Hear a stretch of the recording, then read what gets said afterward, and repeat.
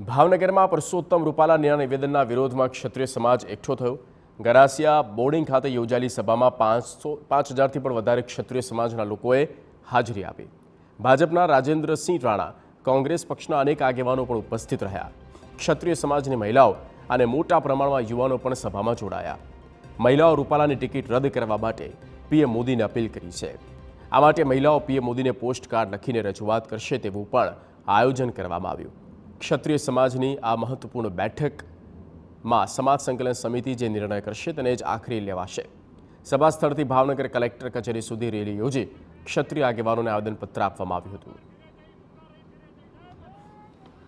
સંકલન સમિતિ આપણી જે છે એ સંકલન સમિતિ આખી પરિસ્થિતિનું આકલન કરી અને જે નિર્ણય લેશે, જે આજે વાસ્તવભાઈએ એક ટીવી ચેનલ ઉપર કીધું જ છે, સંકલન સમિતિના આપણે કન્વીનર છે, સમગ્ર ગુજરાતનો જે નિર્ણય હશે એ આપણને બધાને મંજૂર રહેશે, માન્ય રહેશે એવું એમણે કીધું છે। આશા રાખું સુખદ પરિણામ આપણને સૌને મળે। પુરુષોત્તમ રૂપાલાને લઈને વિરોધ વધુ ઉગ્ર બન્યો। રૂપાલા વિવાદ મામલે સમાધાન કરવાનું જ નથી તેવું પીટી જાડેજાનું કહેવું છે। આંદોલન રાજકીય નથી, સામાજિક છે। ભાજપના ક્ષત્રિય નેતાઓ સમજાવવાના પ્રયત્ન કરી રહ્યા છે। ક્ષત્રિય સમાજના આગેવાન પીટી જાડેજાએ આ નિવેદન આપ્યું છે। અમને ત્યાં બોલાવ્યો છે, જે સમાજે 92 સભ્યોની એક કમિટી બનાવી છે, એમાં આખો સમાજ આવી ગયો। 92 જણા જે નિર્ણય લે એ આખા ક્ષત્રિય સમાજનો થઈ ગયો। આમાં નિર્ણય કોઈ રાજકીય નેતા ન લઈ શકાય। એટલે આવતીકાલે એ રાજકીય નેતાઓ ક્ષત્રિય સમાજને સમજાવવા આવે છે અને અમારી વાત એવી છે કે અમને સમજાવવાની જરૂર નથી, તમે પરસોત્તમભાઈને સમજાવો। સરદાર વલ્લભભાઈ પટેલને 562 રજવાડા એક ગાયે આપી દીધા, તો પરસોત્તમભાઈ એક ટિકિટ એક ગાયે ન આપી શકે?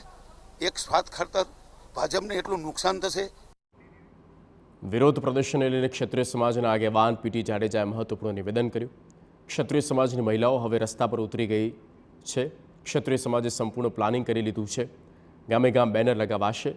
વિરોધ પ્રદર્શનના વિવિધ કાર્યક્રમની રૂપરેખા તૈયાર કરવા રાજકોટના વિવિધ વિસ્તારમાં બેઠકનું આયોજન। આજે રાજકોટના સરિતા વિહાર સોસાયટીમાં ક્ષત્રિય સમાજની મહત્વની બેઠક મળી હતી। ગલી સુધી આવી ગયા છે અને અમે તો પ્લાનિંગ બધું કરી લીધું છે। ઘરે ઘરે પત્રિકા, ગામે ગામ બેનર, બરાબર છે। મહાઆંદોલન જે હમણાં સંમેલન થશે રાજકોટમાં થશે, અત્યારે જિલ્લાઓમાં ચાલુ છે, તાલુકામાં ચાલુ છે, ગામડેમાં ચાલુ છે। ક્ષત્રિય સમાજના જે આગેવાનો છે એ સમજાવવાના જ છે, પણ સમજવાની વાત છે એવું નથી, માફ કરવાની વાત છે એવું નથી, માફ નથી જ કરવાનું। આ સમાજની વાચાને હૈયાવરાળ હું આપું છું।